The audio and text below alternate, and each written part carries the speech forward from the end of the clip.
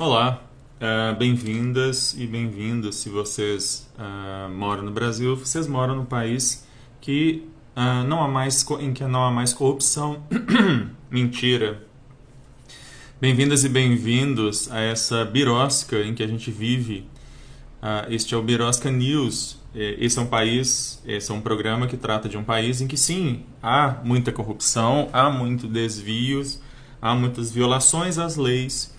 E também há ministros da saúde que não sabiam o que era SUS, né?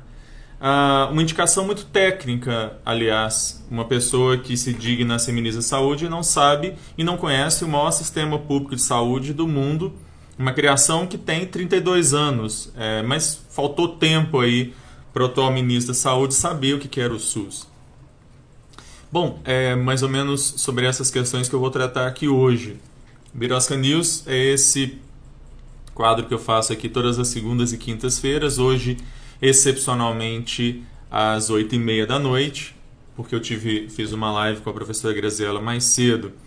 E depois o conteúdo fica disponível no YouTube, youtube.com/c/Alexandre Bahia, e também em formato de podcast no Deezer, Spotify e outras plataformas. Pois bem, eu hoje queria comentar sobre duas reportagens, dois assuntos bem típicos desse país, né? Eu ia dizer surreais, mas é bem típico desse país, né? Primeiro, a declaração do Bolsonaro, e eu vou citar ipsis literis. É um orgulho, uma satisfação que eu tenho dizer a essa imprensa maravilhosa que eu não quero acabar com a Lava Jato. Eu acabei com a Lava Jato porque não tem mais corrupção no governo. E é isso. Não é? E isso é absolutamente surreal. Porque a gente não precisa ir muito longe para falar, por exemplo, que o ex-ministro do Meio Ambiente foi acusado de corrupção aqui pelo Ministério Público de Minas, que o Onyx Lorenzoni, ministro da Casa Civil, admitiu que recebeu mais de R$200 mil de Caixa 2, mas aí ele fez um acordo com a PGR. A gente não precisa lembrar que 2 dos filhos do Bolsonaro atualmente respondem a inquéritos, um senador e o outro que é vereador. Enfim, isso para não falar das questões das rachadinhas, de assessores fantasmas, de uma série de coisas que já vem acompanhando aí o Bolsonaro há muito tempo e que continuam nesse governo. Nesse sentido, quando ele fala que ele acabou com a Lava Jato, a gente de novo tem um problema aí, né? Das duas, uma, ou de fato ele usurpou a competência dele de presidente e interferiu na Polícia Federal e no Ministério Público Federal para enfraquecer a Lava Jato. Isso é um problema muito sério, seria um problema muito sério, porque aí eu teria uma usurpação de competências muito séria, porque a Polícia Federal tem autonomia para poder fazer as suas investigações, ou pelo menos deveria ter, há muitos anos que tem, e se não tem agora, isso é um problema muito sério, porque isso significa um aparelhamento de Estado, para não dizer do Ministério Público Federal. Se o Ministério Público Federal está aceitando ordens de encerramento de operação vindas do presidente da República, a gente tem um problema muito sério nessa história. Então, ou é isso, ou é outra possibilidade, que é do Bolsonaro não ter a menor ideia do que ele fala. Não ter a menor ideia do que é a função dele. De que ele não tem esse poder para acabar com uma operação da Polícia Federal e do Ministério Público Federal. Ainda assim, é importante a gente chamar a atenção para algumas ações de enfraquecimento da Operação Lava Jato levadas a cabo pelo atual governo.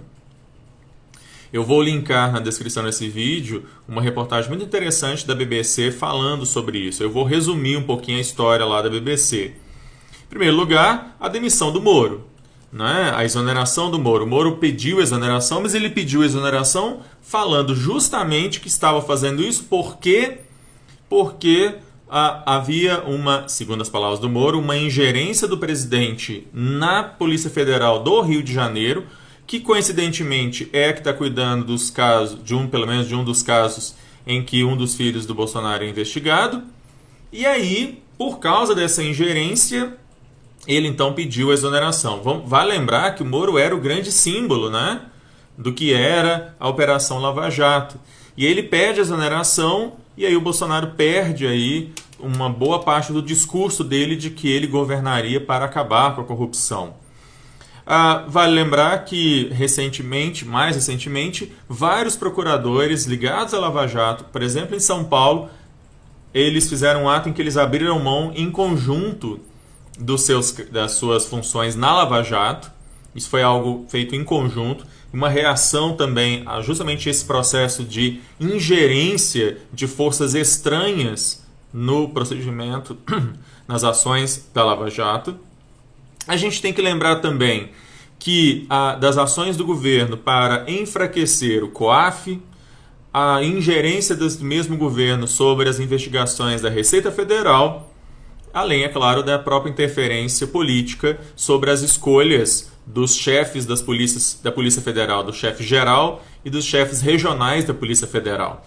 Tudo isso, na verdade, enfraquece, não é só a Lava Jato, tudo isso enfraquece aquela autonomia que a Polícia Federal gozou durante um bom tempo aí de governos passados. Outro ataque a essa operação por parte do governo é também a escolha do Procurador-Geral da República, que pela primeira vez em quase 15 anos foi alguém escolhido não da lista tríplice do Ministério Público Federal, mas alguém que é do Ministério Público Federal, mas alinhado com o Bolsonaro. Há muitos anos que o escolhido para o PGR era sempre o mais votado dos 3 nomes indicados pelo próprio Ministério Público Federal. Bolsonaro não quis saber e indicou alguém que tem severas críticas à Operação Lava Jato. O Augusto Aras vai dizer, por exemplo, que, abre aspas, o lavajatismo há de passar.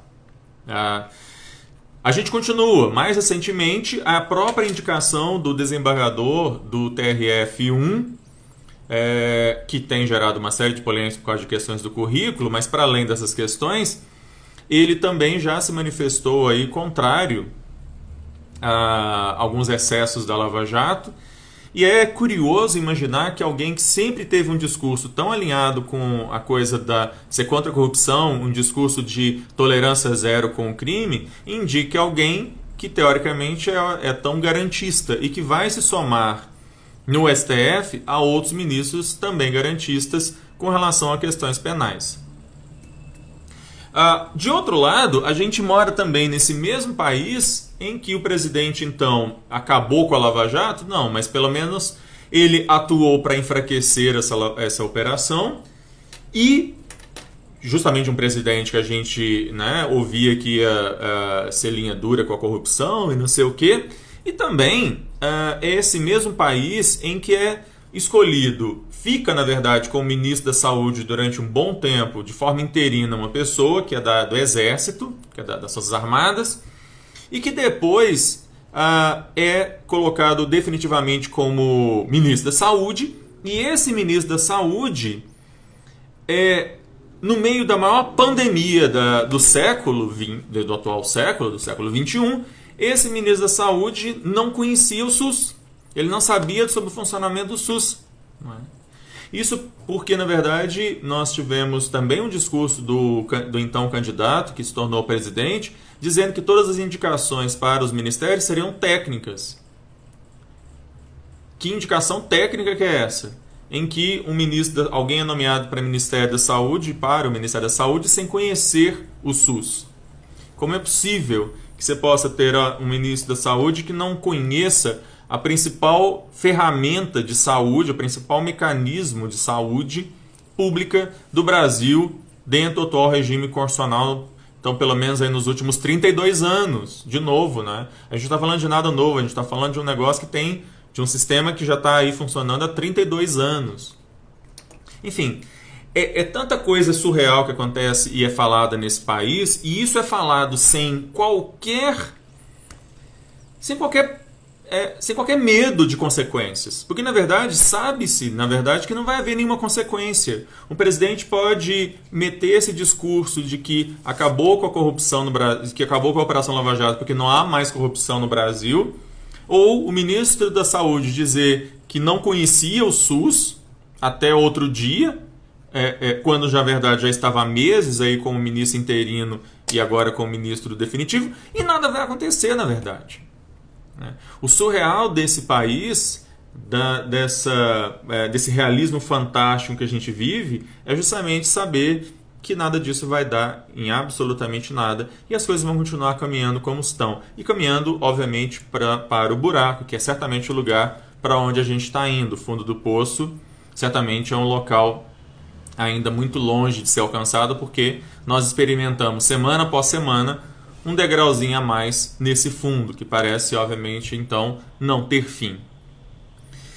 Eu não sei vocês, mas falar sobre a Birosca News, né, fazer esse Birosca News e falar sobre a Birosca, que é esse país, tem se tornado cada vez mais falar de coisas a cada semana, a cada episódio, cada vez mais surreais mesmo, né?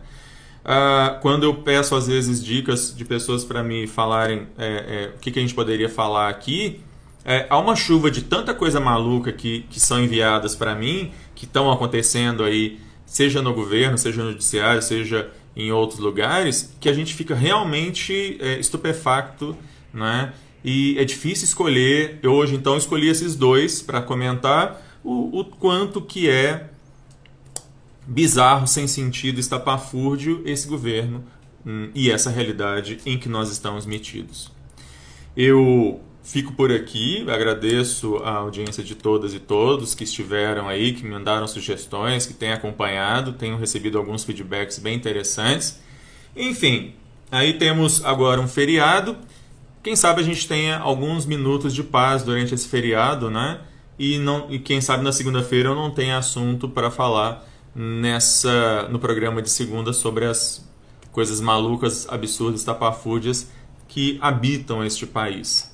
Eu vou ficando por aqui e a todas e todos aí, vamos continuar caminhando nessa birosca e vendo, quem sabe um dia a gente se torna um país.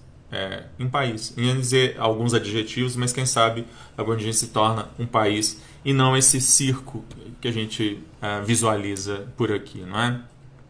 Tchau, gente.